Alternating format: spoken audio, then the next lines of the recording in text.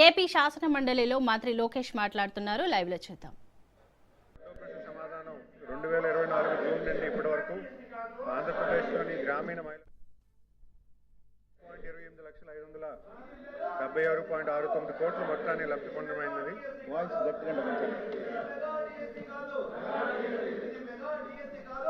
పథకాల వారీగా వారి పురోగతి వివరాలు కింద ఇవ్వడమైనది. బ్యాంక్ లింకేజ్ 71,307.16 కోట్ల రుణం సదుపాయంలో 5,98,082 స్వయం సహాయక సంఘాలకు లబ్ధి పొందమైంది. ఉన్నతి 540.45 కోట్ల సహాయంతో 88,555 మంది మహిళలకు లబ్ధి పొందమైంది. ఎన్టీఆర్ భరోసా పెన్షన్ కింద 40,084 కోట్లతో 37,59,896 మంది మహిళలకు పెన్షన్ లబ్ధి పొందడమైనది. శ్రీనిధి బ్యాంకు ద్వారా 13,116.21 కోట్ల రుణాన్ని 16,70,230 మంది మహిళలకు లబ్ధి పొందమైంది. కమ్యూనిటీ ఇన్వెస్ట్మెంట్ ఫండ్ ద్వారా 641.41 కోట్లతో 1,25,577 మంది సభ్యులకు లబ్ధి పొందమైంది.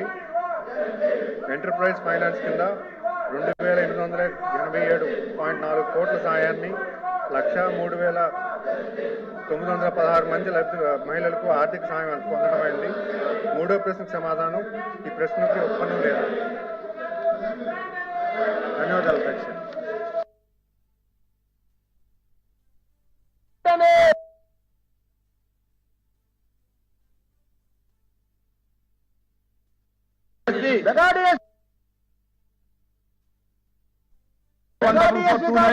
నిమ్మల రామారెడ్డి గారు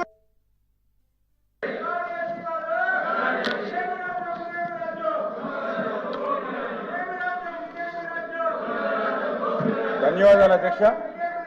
మొదటి ప్రశ్నకు సమాధానం అవునండి. గౌరవ జాతీయ హరిత ట్రిబ్యునల్ ఎన్జిటి వారి ఆదేశాల మేరకు మరియు పర్యావరణ అనుమతి ఈసీ పెండింగ్లో ఉన్నందున రాయలసీమ ఎత్తిపోతల పథకం పనులు 7/7/2021 నుండి నిలిపివేయబడ్డాయి. రెండవ ప్రశ్నకు సమాధానం ఇప్పటి వరకు 922 కోట్లు వ్యయం జరిగింది.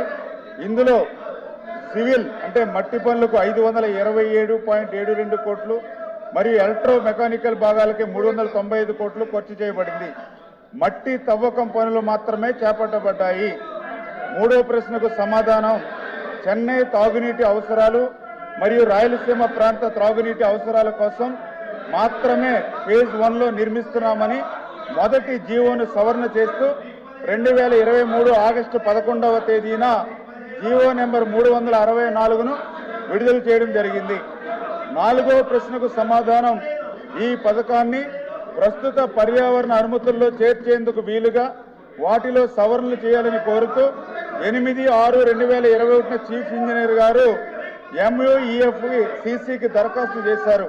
అవసరమైనటువంటి సమాచారాన్ని సమర్పించినటువంటి కారణంగా ఈ ప్రతిపాదనను సెప్టెంబర్ 2022లో తిరిగి 2024లో పోర్టల్ నుంచి తొలగించారు. మార్చి 2024లో జాయింట్ కమిటీ తనిఖీ అనంతరం 2.65 కోట్ల పర్యావరణ నష్టపరిహారం విధించబడింది. 2020-2024 సమయంలో పర్యావరణ అనుమతి ఈసీ పొందకపోవడంతో ఎన్జిటి విధించిన నిషేధాన్ని ఎత్తివేయడం సాధ్యం కాలేదు.